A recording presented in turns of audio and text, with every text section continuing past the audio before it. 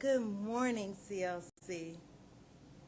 I invite you now to just love on yourself a little bit. Let's go ahead, if you feel so inclined, and take a nice deep cleansing breath in, breathing in all the cool, calming oxygen that surrounds you. And as you release the breath, release all that no longer serves you. Allow your body to just relax. All doubts and worries and tensions, just let it go for now.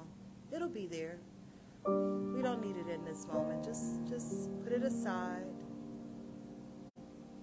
And if you feel so inclined, go ahead and take another nice, deep, cleansing breath in, breathing in all the love and light.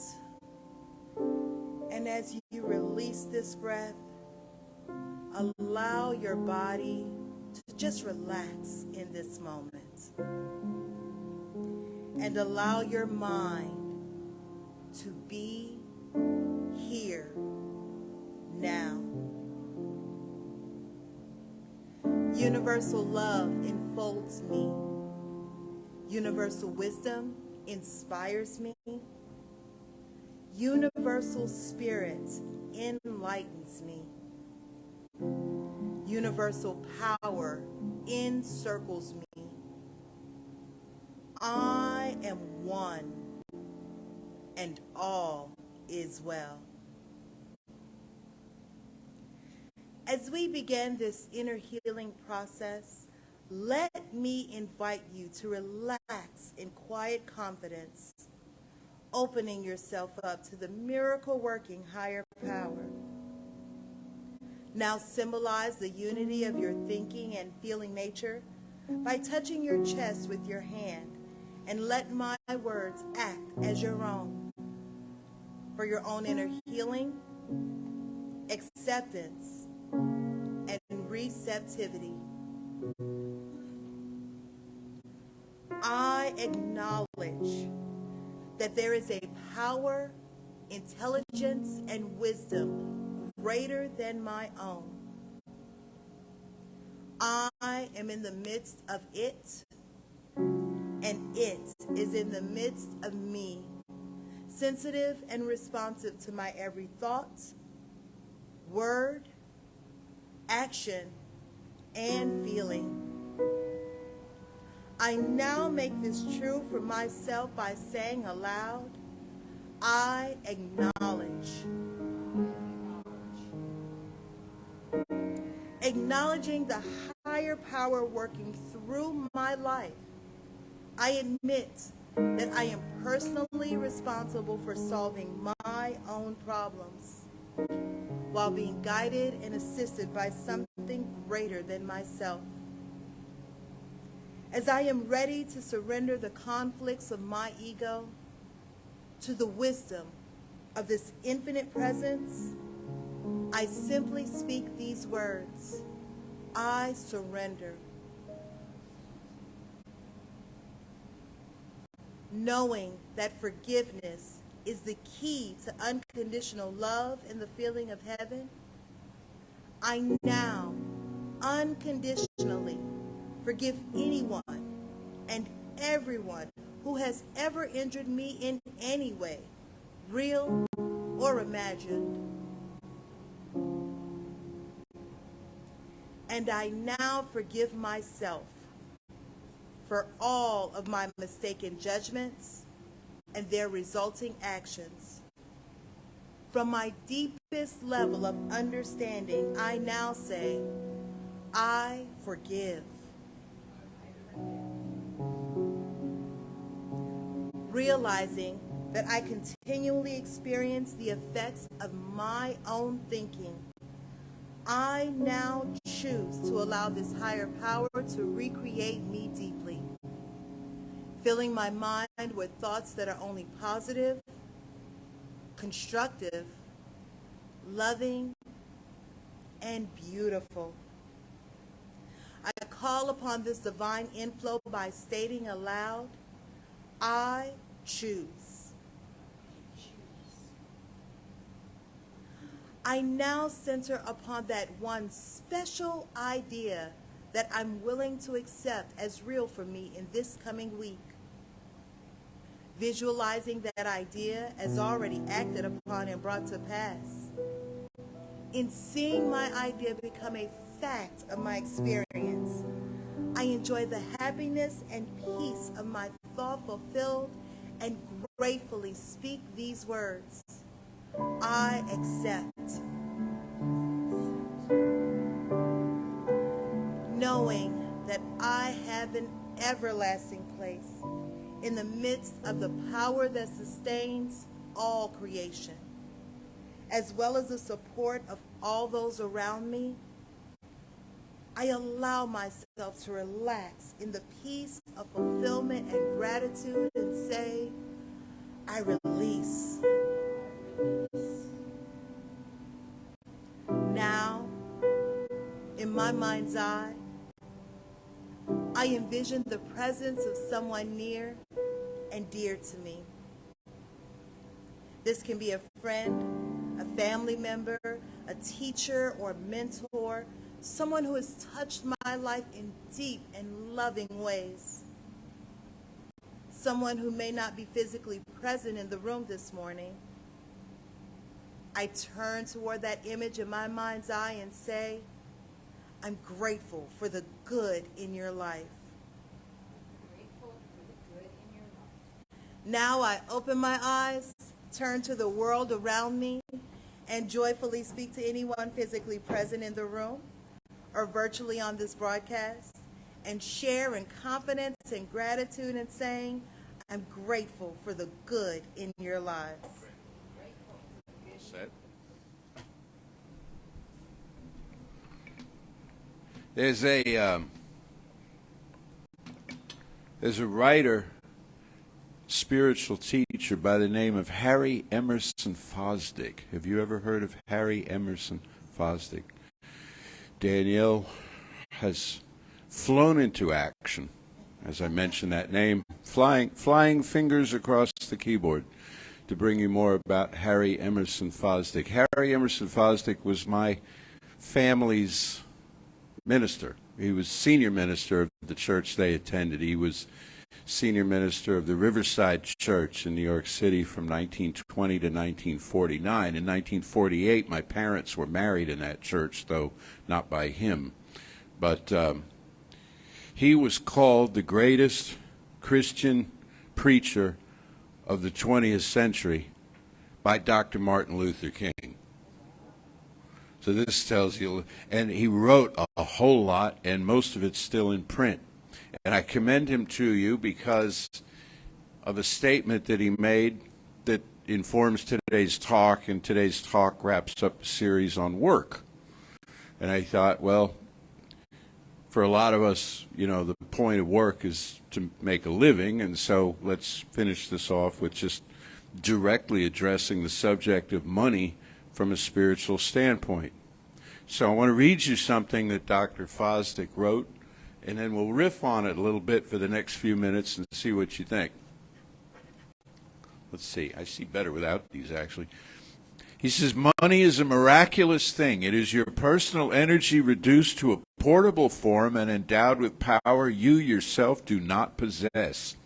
It can go where you cannot go, speak languages you cannot speak, lift burdens you cannot touch with your fingers, and save lives with which you cannot deal directly. Money is a spiritual idea. Money is, it's a tool. It's a system of tools, a system of implementations. It's also a system of agreements. We have agreements that we make around value. The value of money changes. I have this website I visit from time to time just for fun where they have vintage restaurant menus.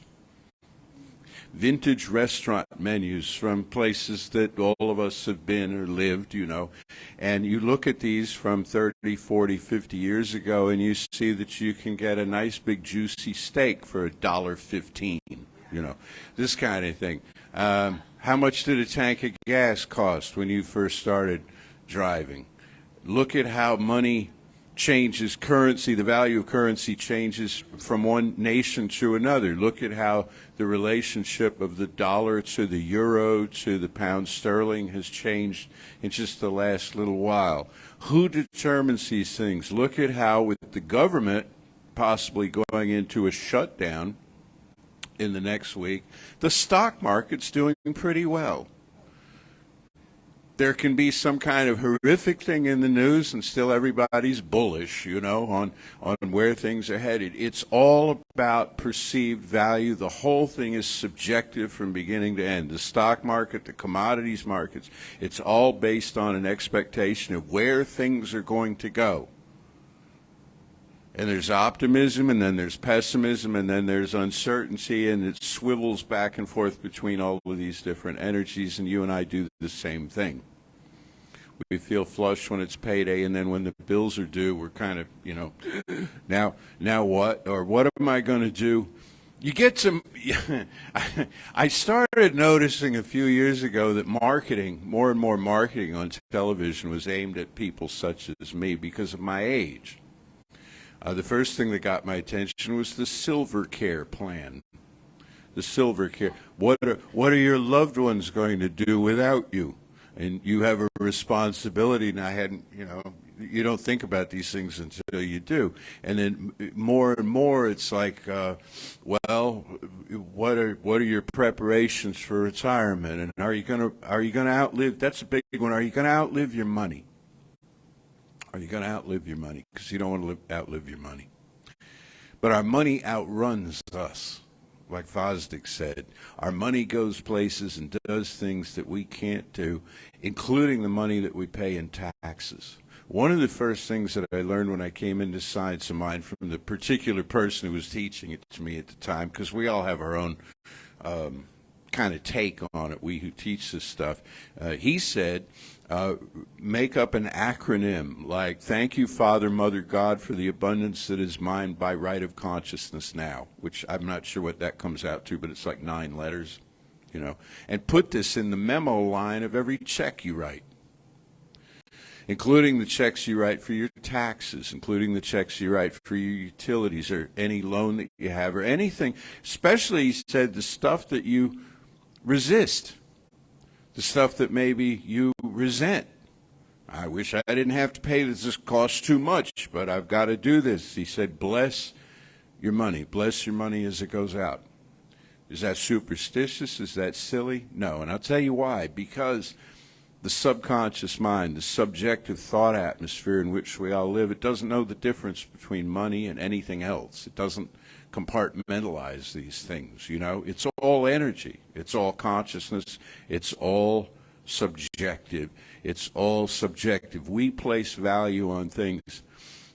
There, in the news this week, a couple of items from the art world I thought were interesting.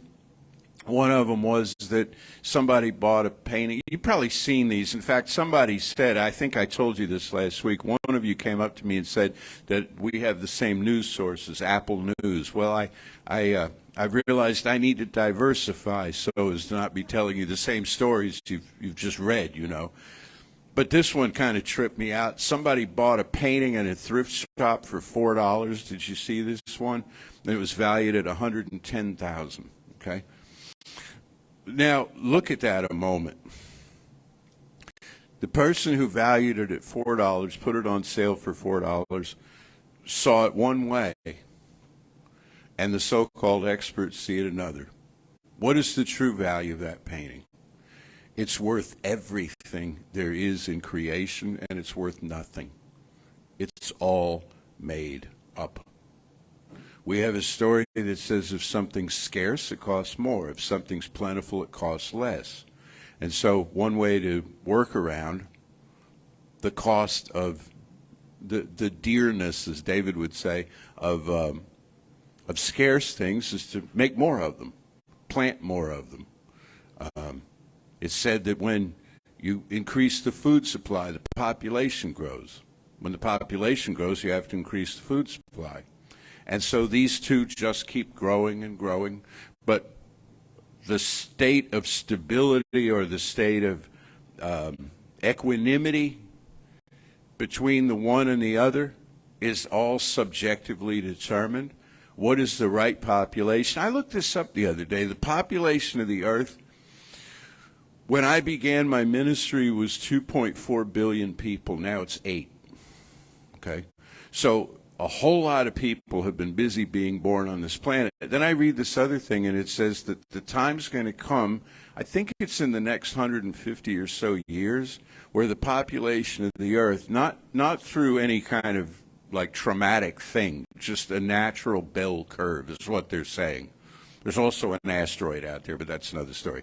That is saying that the population of the earth is going to begin to decline because of the food supply or because of something, or just dwindling birth rates and so on. So the numbers change all the time. So when you base your life on numbers and how the numbers stack up, it's really shifting sand because everything changes all the time. When they discover a new load of something out there in the world, the price will plummet. If they found a whole continent made of gold, the price of gold would tumble, because of how it's pegged against the difficulty of mining it, the difficulty of obtaining it. Now, somebody brought up one time when I was giving a talk on money, they actually came up to me after and they said, it says in the Bible that money is the root of all evil. Well, actually, it doesn't say that in the Bible. It says the love of money is the root of all evil, and it says that in the Bible in a particular way. That's not in the Ten Commandments. You know that, okay? This is not written in lightning in the Bible. This is written in a letter from the Apostle Paul to the Apostle Timothy, who was one of his sidekicks. Timothy and Silas were two of his sidekicks and went on ministry with him. But now they think that Paul didn't write that letter, that the letter was written after Paul was already gone, But somebody wrote it, and it's in a 6-chapter book called 1 Timothy, and it's buried in there, and it's advice you might give to a friend. And this stuff comes down to us through the ages. It's in the Bible. God said that money is... Well, where do you think money came from? If God is all there is, then money issues from God, and just as clouds and rocks and trees do. So the idea there is, maybe Timothy had a spending problem. Maybe Timothy had a gambling problem. They gambled in those days. Maybe Paul or whoever wrote this letter was concerned about his friend Timothy. He said, don't get sucked in to the love of money or the love of what money can buy. Or maybe this person was speaking historically, because you know what? Most wars have been launched around money, including so-called holy wars, religious wars. We say, one religion makes war on another over ideology. Really, if you look at it closely, they make war over ideology because back of ideology is land. Back of ideology, resources that somebody wants access to. A whole lot of wars have been fought throughout history over things like coastline, because it's a strategic point from which to engage in trade. The love of money has corrupted a lot of things. It's done a lot of wrong things in the world. Greed drives an awful lot of pain. And there is financial inequity. And in this country and in the Western world generally, there's this huge gap between the people who make the most money and the people who make the least. And this is something that a teaching like this one is working on addressing, and has been really since its initiation. New Thought is about equality. New Thought about how many lives are there? There's one life. There's one power. There's one presence. It's equally spread through everyone. We don't give rights politically. We don't give rights economically. They're given by spirit. They're given by our nature. All we can do is take them away. All we can do is manage them in an unhealthy, in a dysfunctional sort of way, where some people are not valued.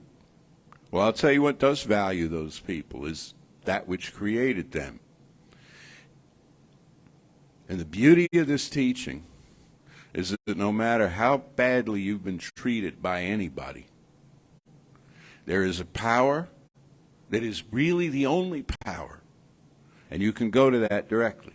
You can go to that directly energetically and create a relationship with that, create an understanding with that, have big creative ideas flow through you, and you can prosper and you can thrive. Oh, the other story from the art world is kind of a kick. This goes to subjectivity, generally, value. An artist in Europe was commissioned to create a couple of paintings for this museum. He got into some kind of a tiff with the museum administrators over money or something, I don't know, artistic license. And he presented them with two large white blank canvases instead of the promised paintings. Because of the contractual arrangement of this whole thing, the museum actually went ahead and installed the two blank canvases. And the thing about this that grabbed me is there's a picture of this woman standing in front of these canvases.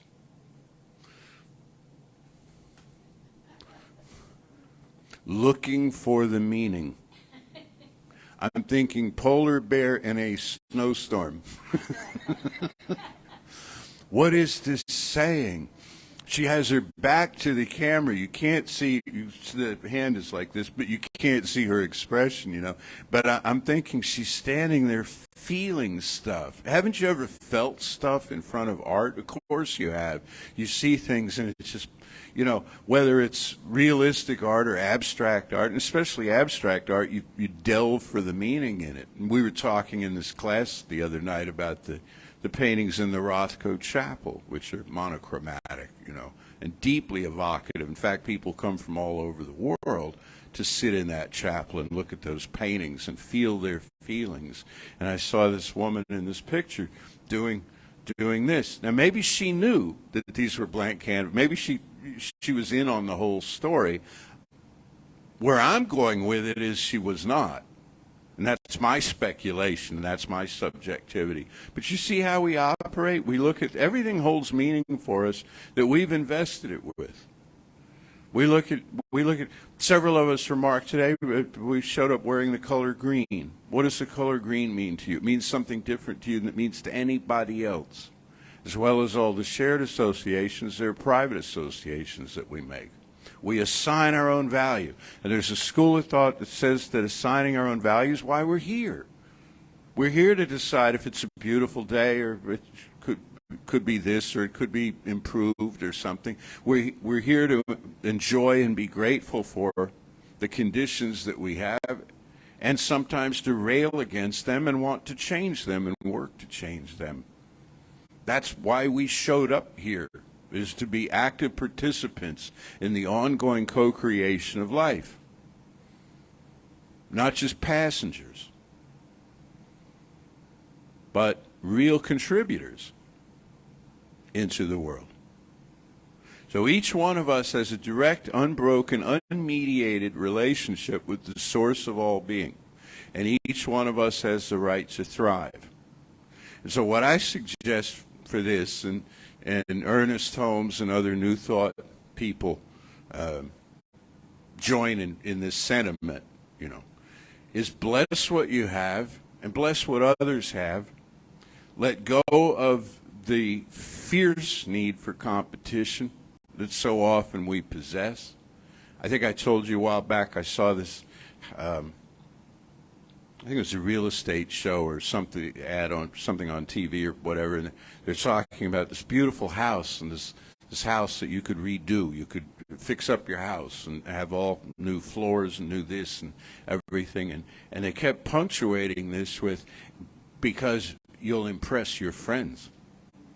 You see, your friends will come over and they'll say, whoa, those floors. And they don't have floors that nice. And so there'll be a little edge there. Your friends will be a little envious. Your friends will be a little, you know, less than. And isn't that what you want?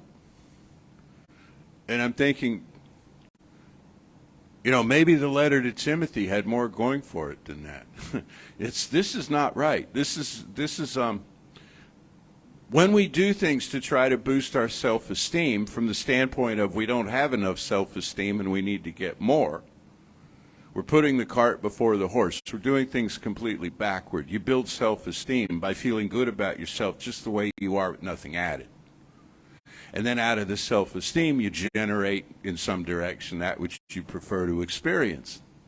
But when we think we need to have more money and lord it over other people, well, that's just crazy because, of course, in that model, they're doing the same thing.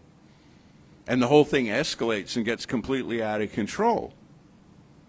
The same is true if you try to pretend to be something you're not, or you I don't know, invent a separate persona for different people, or you tell stories or whatever to try to win friends and influence. But you don't have to, with all due respect to Dale Carnegie, you don't have to win friends and influence people. What you really have to do is just show up and be yourself. And there's a whole new move right now that I think is just wonderful about authenticity.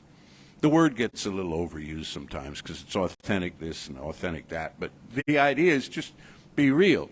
You want to be so real that you don't have to think about being authentic, because then if you're thinking about being authentic, you're not being real, right? It's another assignment. But you just show up and be yourself in the world. And some people are going to like that about you. And some people aren't going to like that about you. And you know what? If you pretended to be something you weren't, the same ratio would hold. Some people would like that and some people wouldn't. Just be you. It's a whole lot easier to keep track of if you're just yourself and you're not trying to impress people in some way. And you feel good about yourself. And if you're going to fix up your house, fix it up the way you want it, where it makes you comfortable. And if other people don't want to come to your house because they don't like your floors or whatever, then let them go somewhere else, you see? And you know what? This is I think pretty good advice. See if you agree, but this is pretty good advice about religion, too. Believe what you want to believe. I was talking, again, to the class that we have going on Monday nights, and it's like we're not out to persuade anybody of anything. We're not, okay, Ernest Holmes said this, and does each one of you believe it? And we need you to sign a document to that effect. Baloney. It's like, here it is. This is what the man taught. Do you like what he had to say? Great. Do you not like what he had to say? That's great, too. Or if you're like most of us, about 80% of what he said is right on the money, and 20% of it is what? Wait, I'm not so sure, or things have changed, since he said these things. There's a lot he didn't touch on, he didn't cover, And how would it be if we lived in a world where everybody left everybody else alone about what they believe and how they practice, and wouldn't that be sweet? And that would be peace. It would be active, dynamic peace. And everybody would be so involved in what they were creating that they fell in love with their creation. And you know that you've done this. Do you remember a time? Do you remember a time when you had a project? Maybe it was assigned to you in school, or it was something you made up. I'm going to write this thing, or I'm going to create this artwork, or whatever, and you could not wait to get back to it. Whatever else, if you had to take time to eat, if you had to take time to sleep, you woke up, you pushed back from the table, thinking, I've got to get back to this thing. And time collapsed. Time collapsed. You were in a space beyond space and time while you were devoted to this. How would you like to have that be the truth of most of your life, not an entirety, because nothing is 100%, But how would it be to be that on fire, en fuego, on fire with your work, with what you're creating, with what you're producing, for you, for you. And if it makes money, great. And if the world applauds you, wonderful. But that's gravy. That's not even a concern. It's something you just have to do. You just have to do.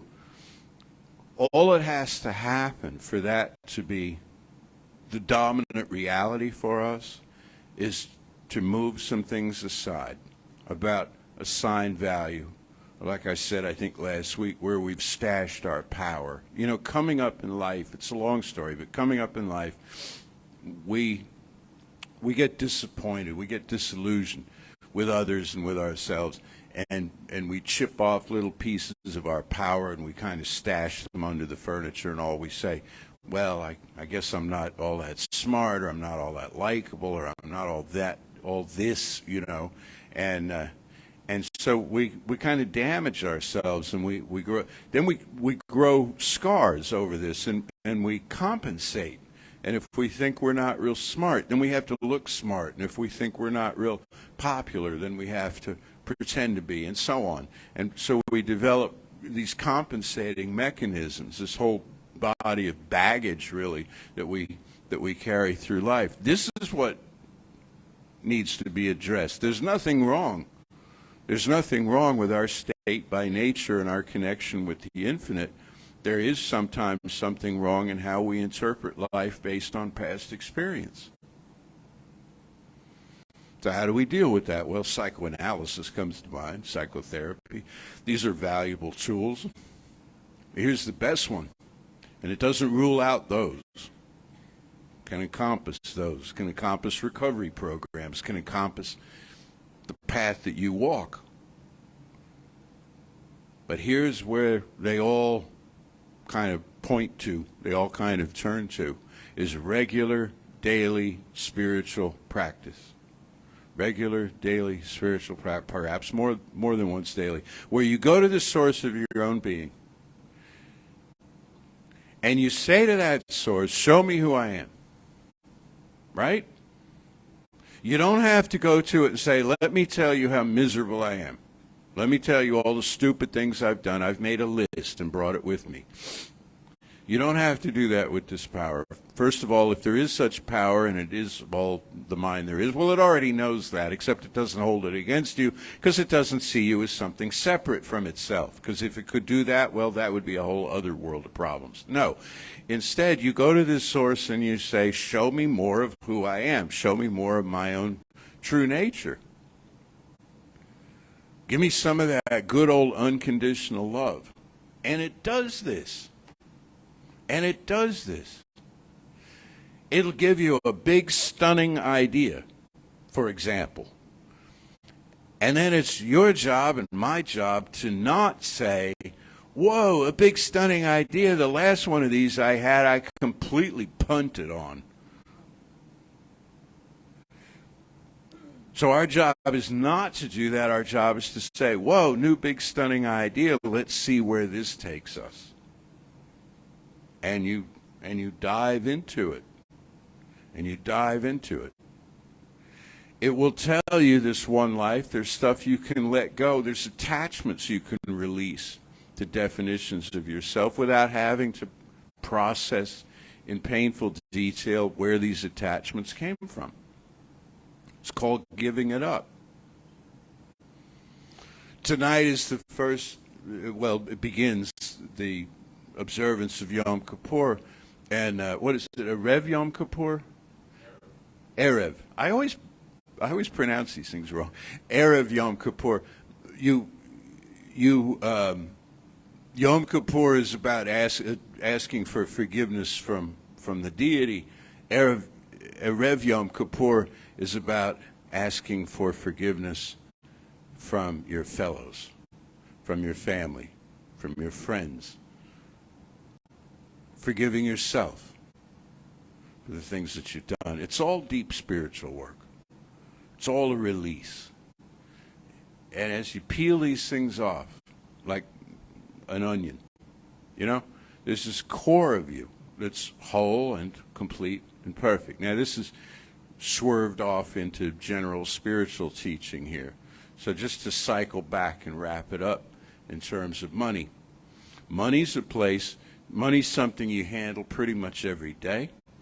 So it's a tangible sign. It's a tangible sign of how you feel about yourself. How are you managing your money? Are you buying stuff that you like when you have to buy stuff, paying bills, being grateful for the people who've given you credit? and allowed you to pay things on time.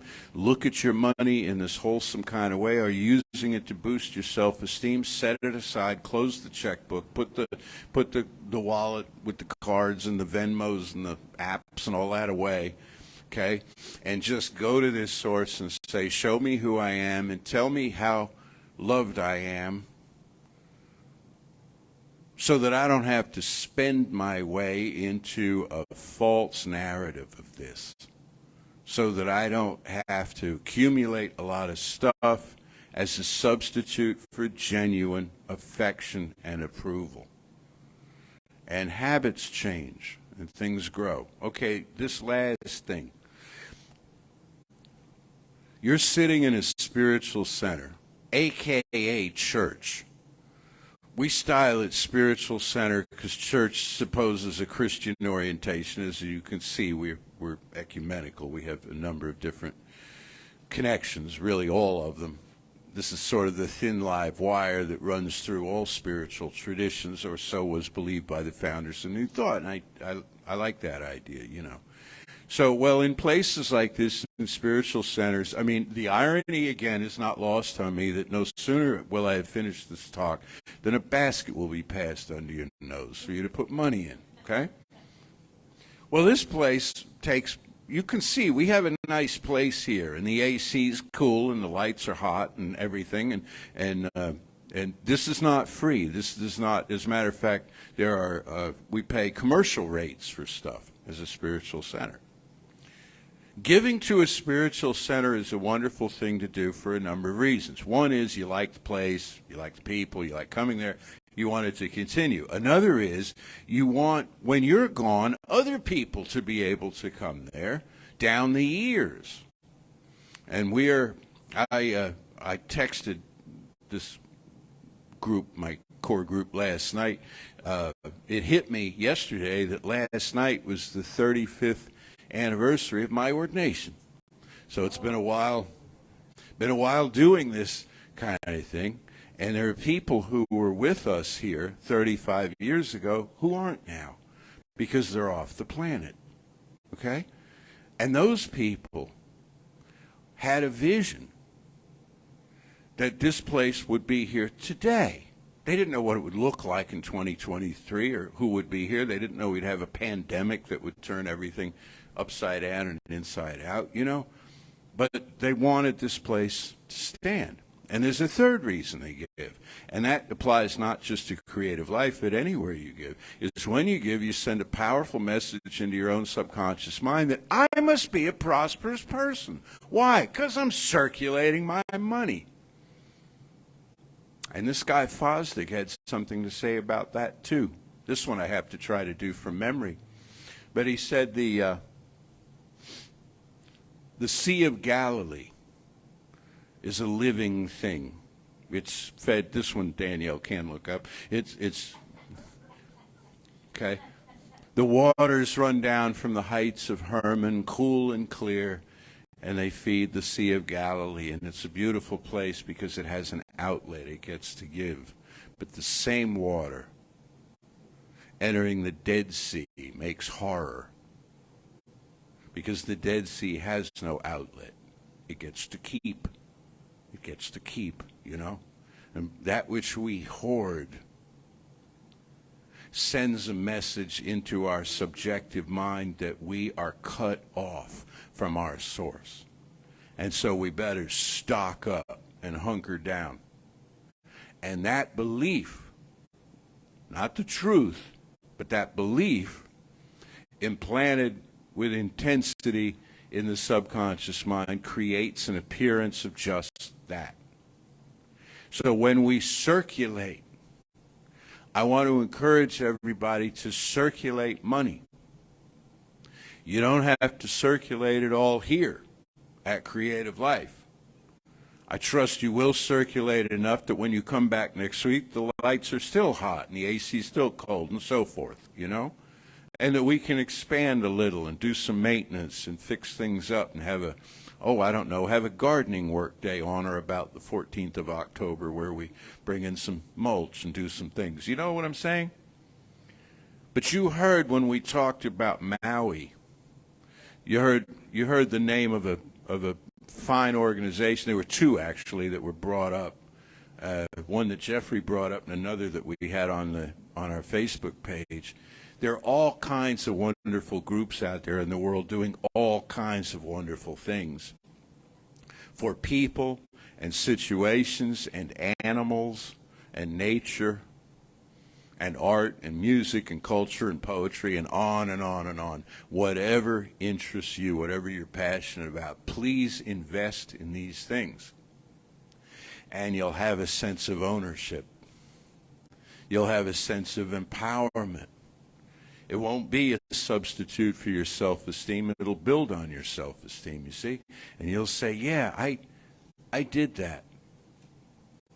One last thing just came to mind. Now I can get off stage. There's a poem, I got to find it, called The Cathedral Builders. And there's this Gothic cathedral that's being completed. Could have been Salisbury Cathedral that was done in one generation. I don't know. It's a recent poem. It's a 20th century poem. There's this cathedral being dedicated. And there's this man standing at the back of the crowd. And at a great distance, he sees bishops and nobility and so on passing into the cathedral for the service that he's not invited to, because he's a worker, and he stands at the back of the crowd with these others, and his hands are broken and his back is bent, and he's squinty-eyed and old and beaten up because he's a stonemason. He worked on this place day in, day out for the glory of God. For the glory of God. So he sees all the powerful people making their way in this procession into the place. And he casts his eye up to one of the towers of the cathedral. He says, I bloody did that. Yeah, I bloody did that. You know? So you can look at the lighthouse that you save on the coast from demolition, the wolves that are living in the wild, that they're trying to rebuild the population. You can look at the musical instruments that you buy for the people who've been affected by the flood. You can look at the food that you pay for. You can look at all of the charitable works that you've engaged in, and even the smallest way, because it all adds up. And you can say, I did that. I did that. I participated in that. This is a part of me. You talk about standing taller and stronger and being proud of yourself and feeling like a real Earth citizen. That's a great way to do it. So let's know together now. One life, one power, one presence. Everywhere manifesting, everywhere radiant and beautiful. And in this one there is abundance for each of us, because all of us have a direct, unmediated connection with the source of all life. The best things in life are free, and the best things in life are not things. The best things in life are the feelings of having our needs easily and naturally met.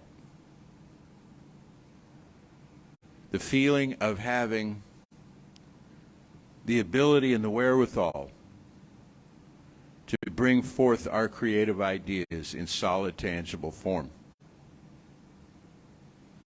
All are entitled to this. And in this room this morning, we're having a new dawning awareness of this that involves not just us, but everyone we meet and everyone with whom we transact. And I affirm and know that across the planet now, in every human heart, where people suffer, where people struggle, where it seems that people have nothing at all, that there is an awakening awareness of freedom, true financial, economic freedom, true political freedom, through spiritual freedom. I affirm and know that systems that are inequitable and unfair and unjust are being shaken to their foundations and rearranged in such a way as that everyone benefits. And people can work where they want and live where they want.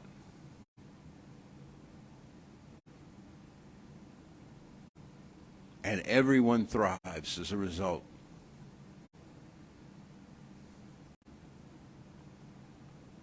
For as the poet said, the question is never settled until it is settled right. And so there's a settling now of accounts across the world in which we participate as co-creators. And for this knowing and its manifestation in form everywhere we turn, I am so deeply grateful. I release this word now into the infinite, calling it done, and so it is. I was standing right here. Little story before I get into announcements. And I'm so glad he mentioned it because I did not think he was, and I was going to. So I've been a part of quite a few spiritual communities before, just when I was a seeker, before I found this place, before I found, this teaching. And, most ministers, pastors, priests, whoever it is, they have like their celebration days, their anniversary days, there's a big to-do in that church about, their day or whatever it is. Of course, we don't do that here. And of course, that's because Jesse is Jesse. And he wants the teaching to be the most important thing, not him or his day or what he's done and things like that. And of course, we appreciate him for that. But yesterday afternoon, just randomly, we just got a text that was like, 35 years ago tonight, I was ordained. How the time does fly. I was like, wait, what? Wait, what? So I would like us just to honor the man that has, you did this. If it was not, how many people, how many lives, around the world, between his writings, between his teaching, between being here and presenting this message to us, how many families, how just people in general, and then the people that they've rippled to over the last 35 years has he touched in one way or another. So if you don't mind, just stand up and give him a round of applause. We love you, Jesse. We love you so much. Thank you for being who you are. Thank you.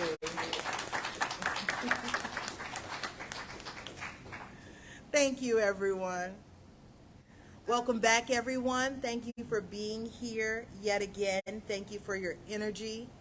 Thank you for your love. Thank you for everything that you give to this place. It is because of who you are and what you give that we can be here and giving back to you. So thank you for all of your gifts, including all of the monetary donations that you choose to give to us, because we're grateful and we appreciate them and we want them. So please continue giving to this center. And with that, I invite you now to say with me, divine love through me blesses and multiplies all the good I am and have, all the good I give and receive. I am prosperous now, and so it is. And I'm just going to go where Jeffrey did.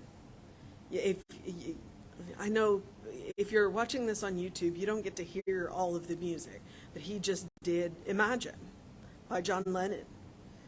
And that is part of what New Thought does.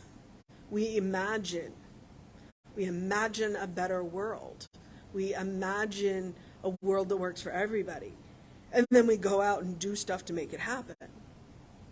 So I invite you into that imagine. I mean, John wrote the words out of what he thought the world could look like. I invite you to add your imagine to that. So join me consciously in the sacred. We are in the sacred all the time. I am asking you to step into it consciously. And know with me that there is one power, one presence, one life, one love. That life is the life that I live. That presence flows through me. That love is what I channel into this world, as do each and every one of you. We are the physical manifestations of that love. We are the working hands of that love. We are the beating hearts of that love. We are the listening ears of that love. It is through us that all things happen. So I am calling on that imagination. I am calling on that divine mind. I am calling on that patterning intelligence that is love. And I am asking it to show me what that love is. Let me experience that thing itself personally. I'm inviting you to invite that thing itself. Experience it directly, personally. Feel that divine love flow through you. Accept those experiences of divine love. And accept a little bit more each time. Because that love will never say no. And that love will always flow to the fullest extent that we are willing to accept it. And through that, imagine all of the good that we can do. Until there's no need. When all bellies are full, when all beds are safe and warm, when all are under safe roofs, when the world works for everyone.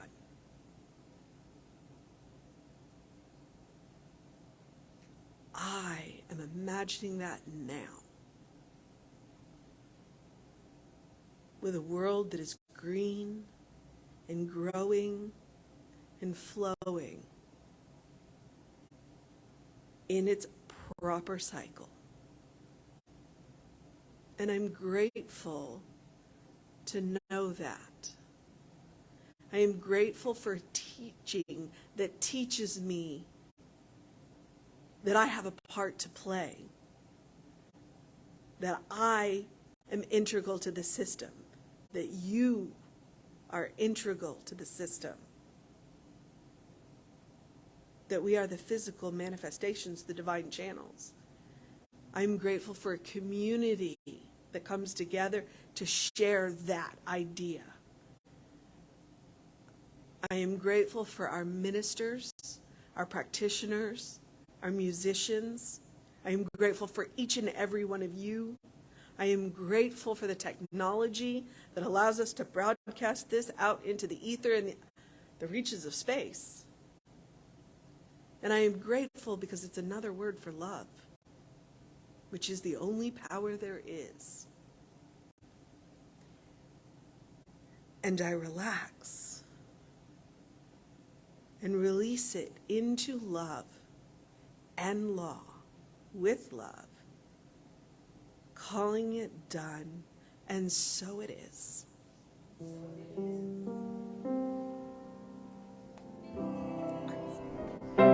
Say with me now, something wonderful is happening through me. Something wonderful is happening through me. I feel it in my body. I feel it in my body. I feel it in my mind. I feel it in my mind. I feel it in everything I am. I feel it in everything I am. I choose it. I choose it. I trust it. I trust it. I use it. I use it. And I love it. And I And love so it is. it. And so it is.